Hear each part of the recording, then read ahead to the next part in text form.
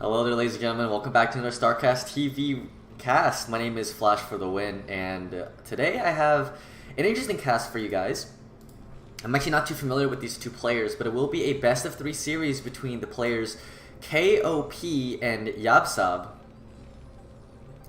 KOP here is the yellow Terran spawning at the bottom right-hand corner of Circuit Breaker, as the pink Zerg here up at the top left-hand position is going to be Yapsap. Now, from what I hear, Yapsap is a rising amateur Zerg player who has a playstyle apparently similar to Soma, but is amateur. He can play with the best of the best, the pros. He's competitive against them, so that's why he wanted to send me these replays. And KOP is another Samsung friend of Sharp, as well as YSC, one of the casts I did previously. So it'll be interesting to see how this plays out. They are not professional players, but they are high-level amateur players that could potentially rise up to the level of a semi-pro. So I'm very excited to see what kind of potential that we have in the scene. It's always good to see new rising stars in a game like StarCraft. One of the things that I always talk about with this game is that we have a lot of great old faces right now. We have players like Flash, Stork, Bisu, Best, Snow, all these old guys, but we really need to see some nice young and upcoming talent to continue to see the scene thrive. And I think that's what we've seen recently with players like Soma, who has done an incredible job of rising to the occasion, now one of the better Zerg players alongside players like Zero, Sulky, Larva. So he's up there, definitely, and it's very interesting to see new amateur players who are playing these games to see how well they do. But jumping right into this game, we're going to see a fairly standard 12-hatch opener here from Yapsap into the 11-10, spawning pool and gas. Everything's going very normally. KOP building the barracks. He has not scouted, but he instead is not building any Marines, going straight into the command center. I think this is the new style of Terran. Says, if I don't see a 9 pool, I'm going to go immediately into this command center. The SCV will get inside here. He will be able to see that there is in fact a hatchery, 12 hatchery build, so he'll be very happy to know that no kind of cheese is coming. Drone's going to come here and start attacking the SCV, try to delay a little bit, force a couple of more SCVs to come down to help out. Definitely does not want to lose his SCV. It's getting pretty low. And some unlucky RNG would cause it to die, but luckily for him, the Marine is out now. SCV getting inside the base, going to see the layers started immediately, and we're going to settle ourselves into a very standard Terran vs Zerg game.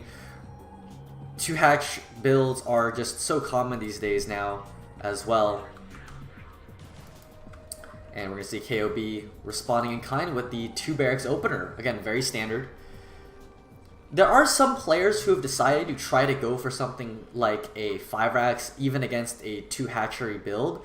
And I think one of the reasons is because they know that with the Zerg players trying to go for that very fast 3rd hatchery out on the map, it actually delays their meterless timing just by a little bit, which allows them to buy more time for their 5 barracks to start. Some players have opted for kind of an in-between between a 2 racks opener and a 5 racks opener. They've opted for 3 faster barracks. And then later on, as their first group of medic marines starts moving out on the map, they'll drop down to 4th and 5th barracks to try to extend their pressure out on the map. First SCV did fall for KOB, so now he's trying to send a second SCV. Again, scouting information, very important in this matchup. Definitely want to know exactly what Yapsap is doing. He can probably guess that's going to be Spire timing. Once again, the SCV was in there for quite a bit. He would have noticed that if the layer had been started and no Hydros didn't have been thrown out just yet, although Hydros could have been placed here at the natural, that it is most likely going to be Muto's play. But you can never be too sure. Meanwhile, back at home, he is building up his SimCity, supply depot in front of the bunker. Again, a very common tactic here for Terrans to have a nice defense. So he'll be very safe against any kind of pressure. Also, with that first SCV, he only saw 4 Zerglings.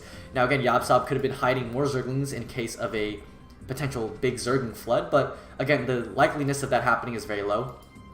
Spire's 2/3 done now, And the drone is coming over here again for this fast to third base. So again, Zerg players want to use this 2 hatchery meterless pressure to be able to take a very fast and safe third base here up at the top right position.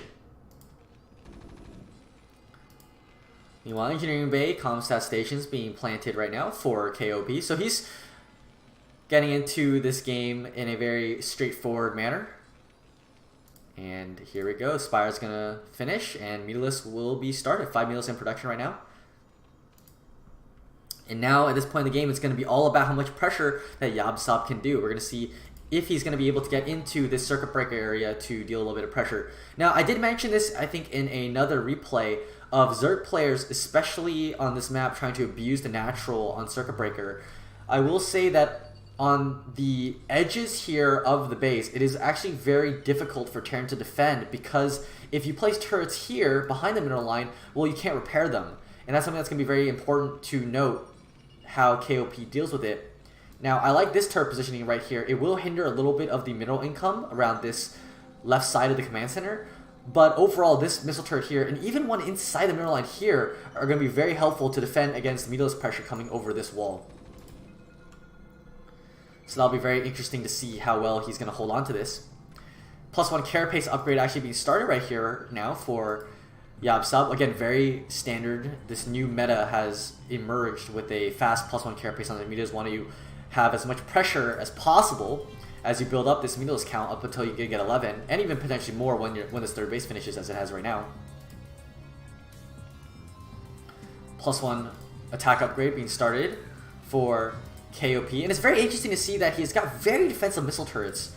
Again, these 2 missile turrets back here in the main mineral line really doesn't want any kind of meterless hole being created here. A lot of times, the Terran players will have some issues with that main base when the meterless fly along the bottom side here. They'll have missile turrets here, but once the meterless get into this pocket back here, it's very difficult for them to defend, because Marines have to funnel through the SCVs and mineral line to try to get to the meterless. And so KOB is hedging his bets right now on that. Meanwhile, Lurker Den has now finished, or sorry, the Hydros Den has finished. Lurkers are being started. And these Marines are going to try to move out a little bit and pressure the map. See if you can force out some more attacking units. Doesn't want Zerg to freely drone up. In the meantime, Evolution Chamber with +1 carapace being started as well, and Hive on the way. So Yapsap is in a very comfortable position. He's got his third base up already. Terran has had no pressure on that third base, so he hasn't been able to force out any other units that are necessary. And see his third base here. Absolutely no defenses being built. Just drones. This is exactly what Zerg wants, just to be able to comfortably drone up behind this. Meanwhile, tech structure is being started right now for KOP. And he'll try to work his way up to Science Facility and Irradiate.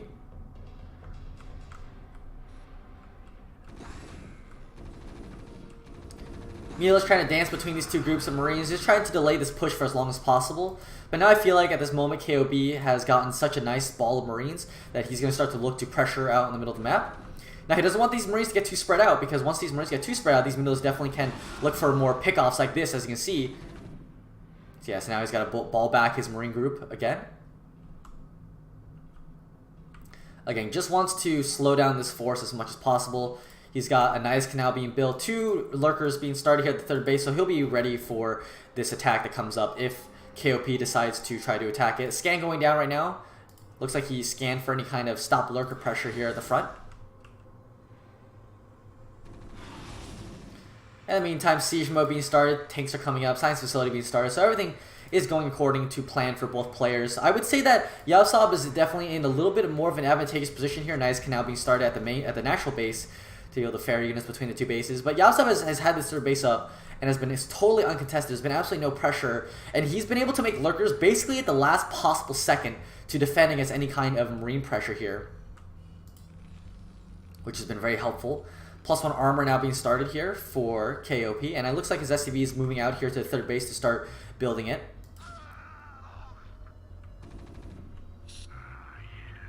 Now, I'm not sure if KOP has scouted the third base, and it looks like he hasn't scanned it just yet. So he actually doesn't know where the third base is just yet. He's just going to continue to be content with pressure in the middle of the map. Defilers are being started right now. Ultralisk Cavern even being started. A little bit fast on this, but I suppose that he's really only trying to defend with a minimal amount of lurkers, so he doesn't have to spend as much gas, can focus his gas production into more defilers and teching into Ultralisks. But he's going to have to start looking for this 4th base soon. Now, I believe Consume has finished. This is a great Meatless pressure here. Maybe can pick off this tank. Oh, a little bit of a haphazard dive there. Tank lives at 10 HP. And the Meatless did take a little bit of damage running over it. But he's doing, again, a great job. Nice scan going down, forcing the Meatless back. Losing a couple. A lot of them are damaged right now. One Irradiate's really going to do a big amount of damage to this Meatless flock. Now he's got to pull back. Yeah, he's definitely got to pull back. SCV's over here at the bottom left, and a couple Marines are coming over here to defend. Looks like he's going to try to double expand here potentially to these 2 bases. Meanwhile, dropship being started, try to get some more pressure down onto these bases, try to skirt around those lurker defenses. Science Vessel's out. We're going for the standard 3 tank 1 vessel push here against these Meatless. And again, they're very badly damaged. Consume actually has not been started yet. He got a very early Defiler. I'm not sure where it is. Let's see. It is over here. 30 energy away from a Consume, or from a Dark Swarm. He does not have Consume yet. Consume will finish by the time this attack comes out. One tank gets sniped out by these Meatless. Really good to try to stop this force. Scourge over here. They need to get in position. Oh, loses the first vessel! Loses the first vessel. That is so bad for KOP. He's actually just not able to push up now at all because he's going to be forced to use so much more scan energy to get it up top. And there's going to be no Irradiate on that Defiler. And nice swarm here on these lurkers. Even the drone getting out here, being very greedy, playing so optimally right now for Yapsap is going to be able to start this 4th hatchery without any kind of issue. Now, he will have to be a little bit scared of these tanks that might siege this hatchery. Again, buildings don't get protected by Dark Swarm, but again, he's in such a fantastic position. Sniping that first vessel is actually so important. And now we see double Evolution Chamber going down right now. +2 Carapace, +1 melee upgrades being started. Marines are trying to skirt around this edge here. A nice Dark Swarm over here onto this mineral line. These Marines trying to come around the backside or are going to be taken out easily. But in the meantime, KOP is just trying to expand himself. He's got a dropship here that flew over a couple Overlords, so he will know that this is coming. 8 Marines, no medics here. Scourge right on top of this. Really well done here from Yapsap. He is playing so fantastically. Now, he will have to clean up these 2 Marines that are back here, but, I mean, he's going to lose a little bit of mining time, but not really lose any drones. He did lose 1 drone here. He's got to make sure these Zerglings come back to defend. A little bit sloppy here on his part. But in the meantime, we're going to see a big mech switch here from KOP. Barracks are lifting up right now. Well, I'm not really sure if he's got enough Marines really to get this transition well. And again, he's got so many Meatless left over. 7 Meatless left over is definitely enough to pressure any kind of mech switch. Especially, he just needs to get Overlord speed right now and be able to pressure the map with these mutas. Even Greater Spire being started right now. And that's one of the problems with mech, is actually that, especially when you lose that first Science Vessel, you're not going to have Irradiates to deal with these Guardians that are going to be popping out. And because you're going off of 1 starport only, especially going off of a mech switch, again, your vessel production is not going to be that great. A lot of the gas is going to be going into armories, getting your mech upgrades, getting your siege tanks out. As you can see, it's going to be difficult for him to deal with this. Now, Ultras are running across the map. I'm not sure this is the wisest decision here, just 2 vanilla Ultras. Now, he's able to get back into this 3rd base location to really disrupt the force. And now, here we see Marines are going to be focusing on the Meatas. The Meatas are going to try to get in here to attack the Meatas, or to get the Marines down. Vultures will fall. And he's just going to have a little bit of pressure here. Meatas are going to fly back. Again, he wants to protect this. If he loses his Meatal as well as Greatest Spire is finishing, then he'll have built these, or he'll have attacked with these Meatas and gotten the Greatest Spire for nothing. Another vessel is out. Good Irradiate on these Meatas.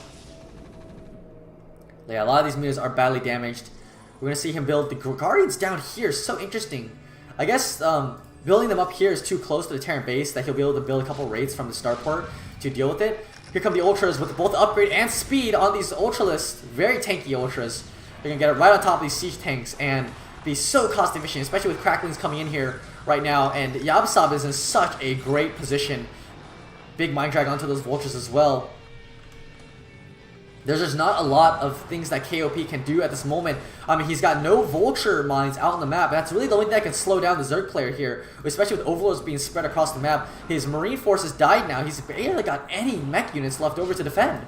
Guardians are coming out now. They're going to take down this missile turret. I don't think there are even that many Marines left. Yeah, only one Marine over here to defend as anti-air. He's got 2 Guardians left. The vessel is trying to bank up enough energy. Meanwhile, so many cracklings and defilers are streaming across the map here to this base, and it looks like KOP is going to be defeated here in this game number 1. There's just too much, and once these Starkstorms come across, yeah, there's nothing left that KOP can do. Game 1 going over to Yapsap. A very nice game from our pink Zerg player here. And that's going to be game 1.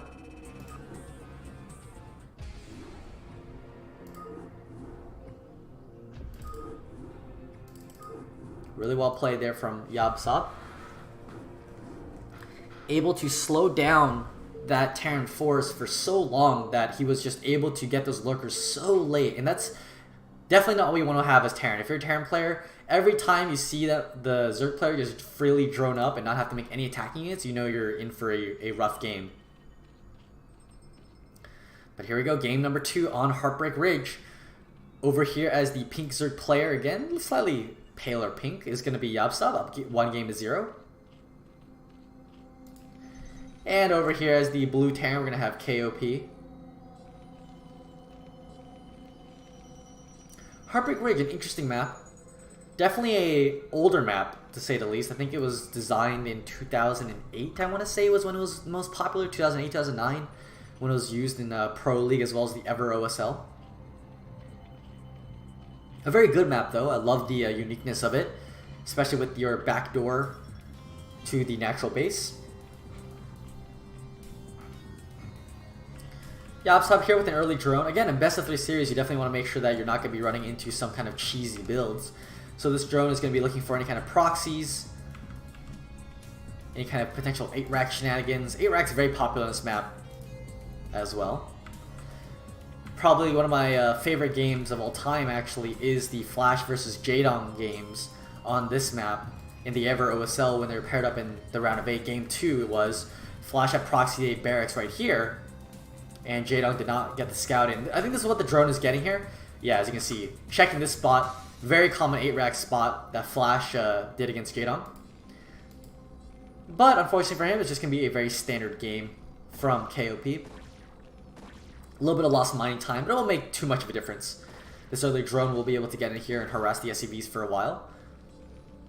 Meanwhile, he's just going to be throwing down a 12 hatchery.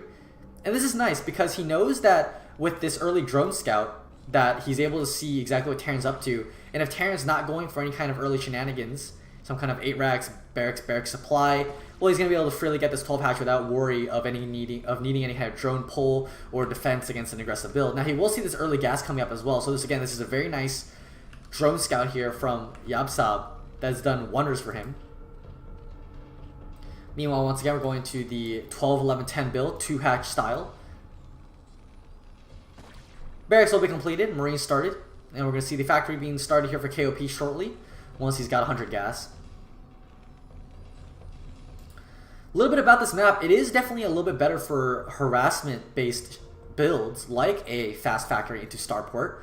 As you can see, this Overlord here is moving to the backside of this natural. He'll just plant himself right here, so that he'll be able to see whenever Marines or SCVs are going to try to come around this backside, mine out the minerals, or try to glitch a Vulture through this backdoor entrance here. As well as the fact that these mains are just so wide open. As we can see here, if I pan out a little bit, there's so many spaces here for drops to come in through. The top side is very vulnerable to drop. So his next Overlord A builds will most likely be planted up here at the top side of the base. But that is most likely what we'll be going for. As we can see, 2 guys on gas still, so he's looking for a faster starport off of this fast factory build. Now it looks like he will try to build a command center here off 2 guys on gas. Kind of interesting. I guess this build is designed to have 2 guys on gas. Now he's pulled one more guy off gas, so he will try to play a little bit more mineral heavy initially, and now he's throwing some more SCVs back into the gas geyser. Most likely going to be starting a starport soon. He does have the machine shot coming up, so we'll be going for Vulture upgrades. A couple Zerglings going to poke through to see exactly what the Terran's going to do, try to get into the base. He definitely wants to get these Zerglings into the base. If he can get these Zerglings into the base, he'll know exactly what kind of build he's going to be going up against, if there's going to be an early starport or not. Could even try to pick out this Marine as well. and even stop this SCV from building command center. This is actually really nice. Oh, the Marine gets caught on the SCV, or the Marine gets caught on the Zerglings right here, and the Zerglings are going to get into the base, kill off the Marine. Again, with a fast factory build, there's not many Marines. He's going to come in here and see that there's no starport. He's going to see that the factory has the add-on. No upgrade has been started yet on the machine shop, but he'll know exactly what's going on here inside the Terran base. He's going to see 2 guys on gas as well. Ion thrusters being started now for KOP. Really nice, hiding a Zergling back here in the base. Although KOP should know that something's up. Spire being started as well. He's going to know that vultures are coming through, so he will have the Sun Colony already finished. Yep, there it is, with a hatchery being built here as well. Very nice Sim City. Vultures would have to go through the bottom side. Although Ion Thrusters, with the Sun Colony placed here, Ion Thrusters, Vultures, Speed Vultures are going to be able to plant themselves back here. Which means either he's going to have to build a couple more Zerglings to make sure that if he does try to go for a 2 to 3 Vulture run by down here in this back corner, Zerglings will be able to get a nice surround on them. Zergling coming back here to attack this SCV, and he knew exactly what this was going to happen. He knows his SCV is going to try to glitch this Vulture through this mineral line. Now, no more Zerglings being built right now. Could get a little scary here. He needs to make sure that he can defend against this. But this will take a while to mine out, especially with only one SCV. Yeah, it looks like he's just going to wait for mutas to come out. It looks like it's going to be a very fast muta strategy, as we can see. Here it comes, mutas are out. So by the time this mineral patch gets mined out, I mean, vultures won't be in time for the mutas to pop out. Meanwhile, back at home, we will actually see, instead of a starport, we're going to see a faster Goliath pressure. Instead, we're going to go into the mech build. Vultures coming across here. A 4th hatchery being started here, and a nice block with the Hydra Den. It's going to be very difficult for these Vultures to get any damage done now that the mutas are out as well. Just a fantastic defense here from Yapsap. Now, we'll have some issues getting units out of the base here. He could always kill the Sun Colony to get his units out. So there'll be no issue at all for him. Vulture not able to get a single drone kill. So these Vultures have been very ineffective. I'm not sure that the Ion Thrust upgrade was actually worth it now for KOP. He hasn't done much at all. +1 plating, very standard against these 3 glaive bounced Mutalisks. And Hydra speed being started as well here for Yapsap. So he's going to transition into most likely a Muta Hydra style against mech. Very, I wouldn't say old school, it's just very standard. It is, I would say it is a little bit old school. This is usually what Zergs did back in the day to deal with mech, was just go Hydra Muta. And +1 attack upgrade being started as well. Meanwhile, we're going to see, it looks like Terran has said, well, if he's going for a faster Hydra Den here, I don't need to make as many Goliaths. He's starting a much faster siege mode than normal, and already begun tank production as well from this factory. So this is a very good adjustment here from KOP, knowing that there's going to be not as many Mutalisks coming out to warrant 2 control groups of Goliaths to deal with them. Instead, he's just going to have 1 factory building Goliaths, 1 factory building tanks, and actually switching even over now back to Vulture production. So he's sitting on, wow, 6 Goliaths. This is very few amount of Goliaths here. Although only 6 Mutalisks. Not necessary to build more anti-air at all. Engineering bay coming over to scout for these mutas. Mutas get a nice pick off on that SCV. And 3rd hatchery now being started for Yapsap. So we're going to a nice standard mech game coming out for both players.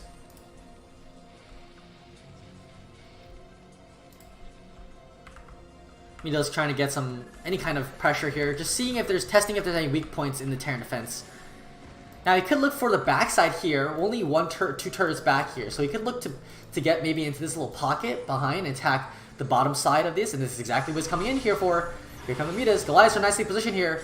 He will get a couple of SCV kills. Now he's got to pull back. The mutas are definitely getting a little bit hit.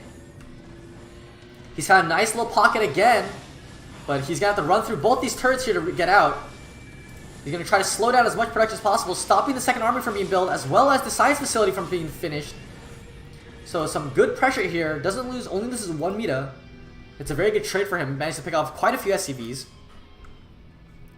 But now he's got to watch out. KOP's got to watch out for his big Hydra's push here coming out. Mines have finished as well. And he's got Overlord speed on the way as well to deal with any kind of mine pressure out in the map. Just so many drones being built for Yapsap. This is really fantastic here for him. His economy is going to be so plentiful. Almost plays like a hybrid between... Well, I would actually say his style is very closely similar to Zero. Zero loves building so many drones, whereas Soma's a much more aggressive Zerg player, doesn't like getting as many drones, wants to put more pressure.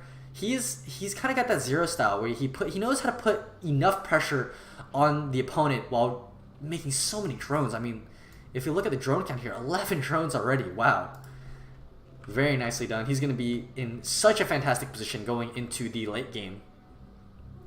Oh, and even going Queens right now. He's going to probably start that Broodling research soon. I think it lines up. You start your Queens first and then get Broodlings, unless he's already finished Broodlings, but I don't think so. Could be possible though. Flyer Carapace being started now, +1 air Carapace. So that these Queens, when they get in here, don't get popped so quickly by these Goliaths. They are very fragile units, only 120 HP.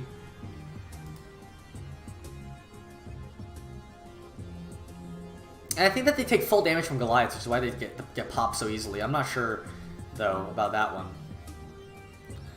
Looks like third command center being built now for KOP. He's going to look to lift off and land at this third base, even mining out the minerals here, so his SCV transfer can go around the back. A little bit safer instead of trying to come out here and defend this big area. EMP upgrade, actually, so he knows that the Queens are coming. This is very interesting. I've actually never seen EMP be used against Queens. Usually they just get irradiates and try to irradiate the Queens and make sure that when the Queens do come out, that the Goliaths are able to pick them off fairly easily. Fourth base being started here by Yapsap in this fourth gas location. Really wants to gas. Mine upgrade, Spider Mine here to delay. So he's trying to double expand behind this potential Queen Hydra pressure. Now this is definitely like Zero style. Zero love using Queens. Him and Sulky back on Wunshin Stars back in the day were very fond of Queens. And I think that Zero actually renamed himself Queen because I guess he loves the unit a lot. Queens are very special units to him. Hydras and Overlord coming out here to make sure there's no spider mines being on the map. But KOP is weird. He's built, you know, he's gotten these Vulture upgrades, and he hasn't just done almost anything with these. These spider mines have not really done too much. Now, obviously, they'll be able to stall all attack coming up on top of this ramp here. But, I mean, God, the speed upgrade didn't do anything in the early game. The mines here haven't done much at all, and he's invested quite a bit of minerals into getting these Vultures, and they just haven't really done too much. Really, he would have liked to have a little bit more. Turrets coming out here around the ring of the base. As I said before, a lot of drop locations here. Really wants to make sure that he can protect his base against any kind of potential drop harass or doom drop by Yapsap. Very common is that when Terran wants to push out across the map, Zerg will go for a big counter drop. Scary tank push coming out here across the map. Wants to just try to push Zerg back a little bit. Now these spider mines are actually being worth their weight now. Nice mine hit connection there. A couple of Hydras going down. He's just trying to get across on top of his ramp. I'm really surprised he didn't bring an Overlord up here. One of the vessels gets sniped. That's actually really big. This vessel snipe is actually very, very important. He doesn't have enough energy for EMP on these other vessels, I think. I don't even think he's got any other vessels out right now. No, he doesn't. So this is very important that he got that vessel snipe. Now the Hydras will fall eventually. Denied a little bit of mining time here from the SCVs. But this overall, besides the vessel snipe, wasn't a very worthwhile trade from Yapsap. And here comes the Queens. Here come the spawn Broodlings here onto these big clumps of siege tanks here. He's got a total of 7 Queens right now. And if he's able to get away without losing a single Queen here, it'll be so worthwhile as trade.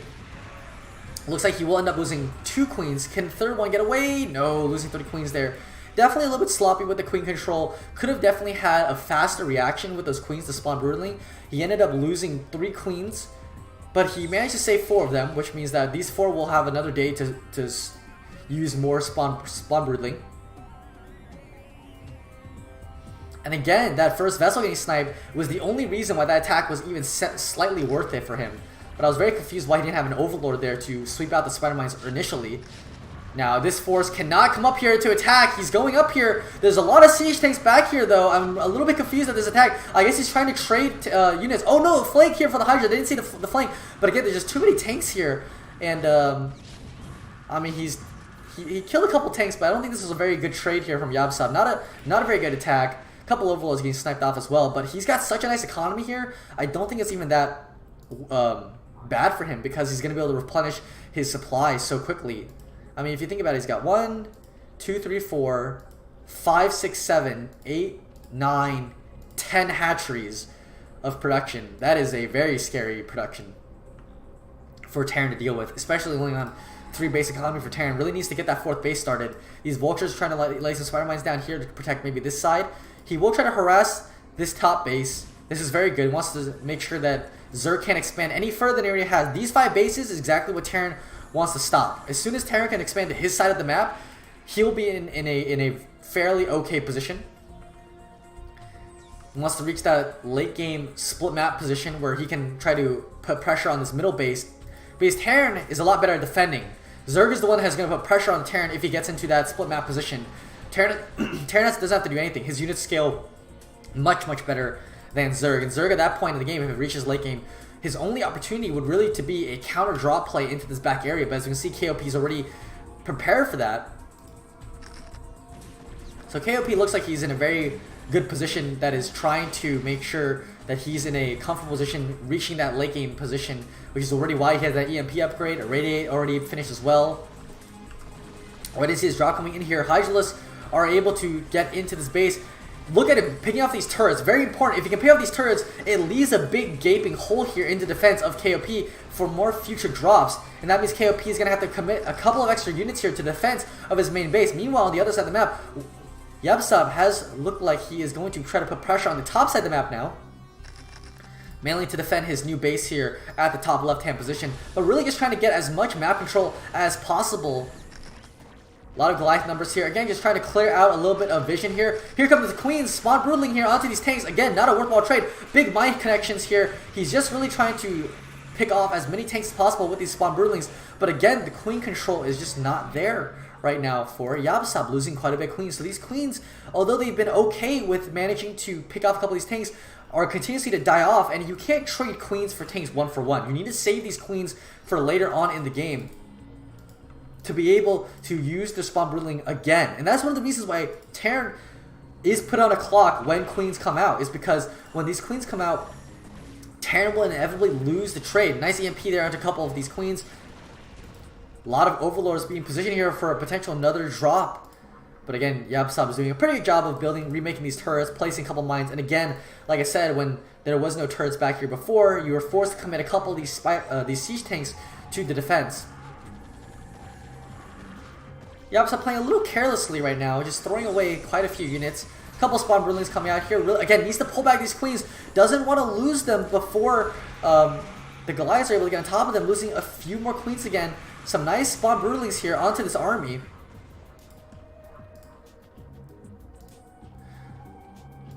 Meanwhile, if we take a look at the upgrades right now, Hydras are at +2, +0. Finally, first level of carapace upgrades coming out. +2 carapace on these Queens as well to try to help with their survivability. But again, just not microing them after they use Spawn Broodling. You really need to protect them right after they do that to, again, gain incremental advantages over time. Terran now trying to take this 4th base. And the longer that this base here, specifically this top left base, stays up, the harder it is for Terran to win the game. That base will be run dry of minerals by the time Terran tries to take it. Here comes a big attack here into this 4th base. Queen's getting on top of these tanks with these Spawn Broodlings. Really nicely done. Only 3 tanks left here. Sniping the Command Center. Command Center's going to go down. It looks like, yes, the Command Center will go down. Hydra's now going to pull back. Very nicely done here from Yapsap, taking down that 4th base. And now he's going to expand to the center. He's got complete control of the game. Obviously, a little bit of careless of some of this unit control. But the fact that he was able to double expand here and had no pressure onto this 4th and 5th base means that KOP is just unable to keep up in the production. So even if he takes these unfavorable trades, Yapsap is just going to be able to easily remake his Hydra count. And we see the production, just so many hatcheries here for Yapsap. And he is just running across the map with these Hydralisks. No attempted drop here at this area. But yeah, KOP is now resorted to long distance mining here at the 4th base. It's very difficult for him to try to establish himself, especially with these Queens non-stop sending in Spawn Broodling on these tanks. And if you look at the tank count, 3, 4, 5, 6, 7, 8, 9, 10, 11. I mean, he's got only one control group of tanks, a couple more on the way, but God, it's just definitely not enough here. Now Goliath Force coming in here to try to stop this base, try to put a little bit of pressure on it, but God, there's just too many Hydras. We can see this, just the Congo line of Hydras coming in here. Yes, again, he's trading a little bit unfavorably. That's just exactly what you want to do with this mass Hydra style.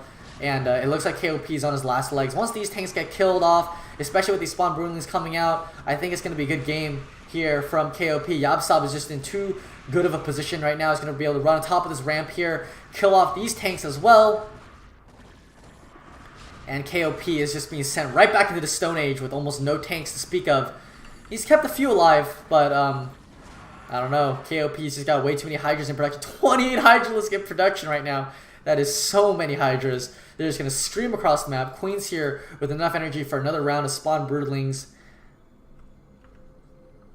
And KOP is just trying to do his last hurrah here, trying to stop this 6th base here from Yapsap from remaining up any longer. But more spawn broodlings on these tanks. I mean, he's got, what, 5 tanks left? Yeah, 5 tanks left against this many Hydras with this much production here from KOP. It is just, or from Yapsap, just not enough. I mean, Yapsap doesn't even need to kill his 4th base anymore. He just needs to make sure that he doesn't lose any of his bases, which is exactly what he's doing. No pressure to speak of from KOP. He's just been stuck in this base the whole game. It feels very hopeless for him when endless streams of Hydras come running across the map from every which way. Center base even started now. He's taking, I mean, he's got so many drones. 67 drones here from Yapsap. Too much to handle from KOP. KOP, I feel like, really needed some dropships here with vultures or tanks behind these mineral lines. He just needed to get some kind of damage done. But the drone count is too high. 182 supply to 124. 60 supply advantage. I mean, that is just crazy amount. We'll see so many Queens and Hydras coming across. And every time, you know, KOP kills an army, I mean, he's just got another army to face off with that he's just unable to get any kind of pressure out. Normally what would happen is if Zerg were to go for these unfavorable trades, Terran would be able to push out across this area here and potentially get some pressure onto this top left base. But because of how much production that Yapsap has and how little of damage that he's taken to his economy, I mean, it just feels like KOP has just been unable to deal any significant amount of damage here to slow down Yapsap at all. The drone count is just way too high. Siege tanks are a 3-3 upgrade, but I mean, it doesn't matter if you have 3-3 when you only have, you know, 3 tanks, as we can see.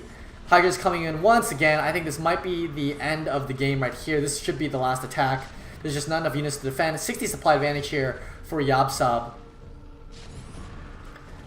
Hydra's once again going to target down a lot of SCVs, and the last bit of economy here from KOP is going to go down. Again, he doesn't care if these Hydras are killed off. Nice upgrades as well. 3-2 upgrades on these Hydras. Command Center being targeted down to prepare his best. Command Center goes down. No more economy from KOP. He's mined out his main and natural. His 3rd base is just about mined out as well. He's probably got another 2-3 minutes left over on this base. And yep, another 12 Hydras in production. And KOP is just trying to hang on for as long as possible. I mean, he's long distance mining. He's building more missile turrets somewhere. I'm not even sure where. Missile turrets are pretty useless right now. He's going to try to push in here to the middle of the map. Hydra's coming from literally every single angle. A nice D-Matrix on the siege tank, but he's just going to target the other siege tank first. And once this army goes down, I think it will be the end of it. I mean, again, taking these really bad engagements here from Yapsap is very, very inefficient, but it does not matter. There's just too much production. 15 Hydras in production again. Like I said, even if this base were to vanish right now, Yapsap would be still in a comfortable position. I mean, he's already halfway mined out this base. He's mined out his main and natural, but I mean, and his 3rd base is just about to mine out too. But he's got 4 base economy still. These 4 bases are very healthy on mining, especially the center base. I mean, the center base is just going to be way too healthy. So many Queens coming out. I mean, he can start spawn broodling Goliaths at this point. Doesn't even need to go after the tanks. Nice EMP on these Queens, though. So Yapsap will have some homework to do. Focus a little bit better on this Queen micro. Usually what happens, Larva and Zero have shown this very well in the past in their TvZ replays, is when you're supposed to send your overlords in to this area to get scouting information on tanks, and then you're supposed to individually click Queens and spawn broodling on tanks. So by the time the Queens get into this area, all the tanks will get spawn broodling, and then you can shift click them back here so that they can get away safely. Yapsap's maxed out now. Hundreds. He's literally doubled the supply of KOP. Here goes some more spawn broodlings. No EMP energy on these vessels. The tanks go down. Hydra swarming in everywhere. Command center being built here. I guess he was trying to take the center base, but that's going to be GG. KOP is going to end up losing the series. Nicely done here from Yapsap. And as an amateur player, he has shown that he's got a lot of potential to get better. I think obviously a little bit of some micro issues that Yapsap needs to fix, but he's got a lot of potential. I look forward to hopefully seeing him in some future tournaments, maybe in ASL, maybe some Caster Muse Star Leagues. Would be really nice to see. But that'll be it. I hope you guys enjoyed this commentary done by myself, and look forward to seeing you guys more in future StarCastTV commentaries. See you guys later. Have a good day. Bye-bye.